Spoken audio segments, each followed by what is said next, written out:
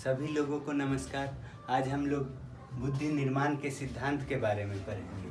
बुद्धि निर्माण के अनेक सिद्धांत प्रतिपादन किए गए हैं जो उनके स्वरूप तथा निर्माण पर पर्याप्त प्रकाश डालते हैं। इनमें से प्रमुख सिद्धांत निम्न हैं। मनोवैज्ञानिकों के द्वारा बुद्धि निर्माण के सिद्धांत दिया गया है। अलग अलग मनोवैज्ञानिकों द्वारा अलग अलग बुद्धि निर्माण का सिद्धांत दिया गया है, जिसमें सबसे ज़्यादा अगर देखा जाए तो एक कारक सिद्धांत हम लोग का एग्जाम में ज़्यादा पूछा जाता है। एक कारक सिद्धांत, द्विकारक सिद्धांत और बहुकारक सिद्धांत।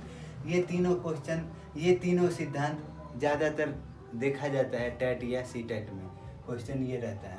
एक कारक सिद्धांत, इस सिद्धांत का प्रतिपादन बीने महोदय ने किया। एक कारक सिद्धांत का प्रतिपादन बीने महोदय ने किया। इस सिद्धांत के अनुसार बुद्धि केवल एक खंडात्मक होता है। इस सिद्धांत का यह दोष है कि इस सिद्धांत के तहत ये कहा जाता है कि बच्चा एकाग्र की ओर सोचता है। जैसे जो बच्चा साइंस पढ़ने में तेज है वो आर्ट पढ़ने में तेज नहीं हो सकता है। जो बच्चा क्रिकेट खेल सकता है वो हॉकी नहीं खेल सकता है। जो बच्चा बैट बॉल खेल सकता है बैडमिंटन अच्छा नहीं खेल सकता है। इस सिद्धांत का यही दोष है। लेकिन अगर पूछा जाए एक कारक सिद्धांत का प्रतिपादन किसने किया, तो एक कारक सिद्धांत का प्रतिपादक बीने महोदय ने किया। दूसरा द्विकारक सिद्धांत। द्विकारक सिद्धांत का प्रतिपादन स्पीयर महोदय ने किया। द्विकारक सिद्धांत का प्रतिपादन स्पीयर महोदय ने किया। इस सिद्धांत के तहत यह कहा गया कि बच्चा एक सामान्य बुद्धि होता है बच्चा के पास और एक विशिष्ट बुद्धि होता है।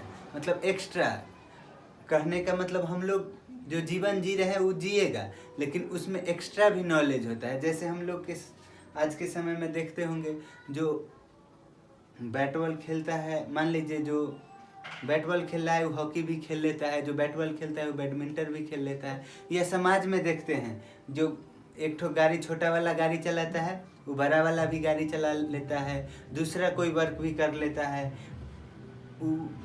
हम लोग जिस इलाके से आते हैं या जिस तरह के समाज से आते हैं उस तरह के समाज में देखते हैं एक ही आदमी ड्राइवर है, एक ही आदमी लेबर है, एक ही आदमी मिस्त्री है। मतलब वो हर प्रकार का काम कर सकता है।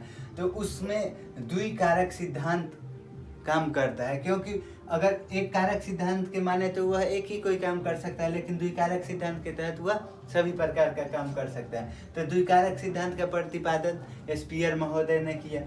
बहुकारक सिद्धांत का प्रतिपादन थॉर्नडाइक महोदय ने किया। समूह कारक सिद्धांत का प्रतिपादक थर्स्टन महोदय ने किया।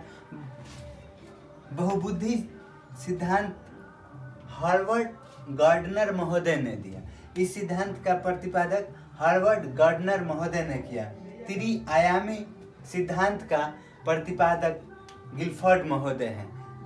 त्रिआयामी सिद्धांत का प्रतिपादक गिलफोर्ड महोदय है। हम अच्छा जिनको लगे अगर नोट्स बना रहे हैं तो ये लिख लीजिएगा।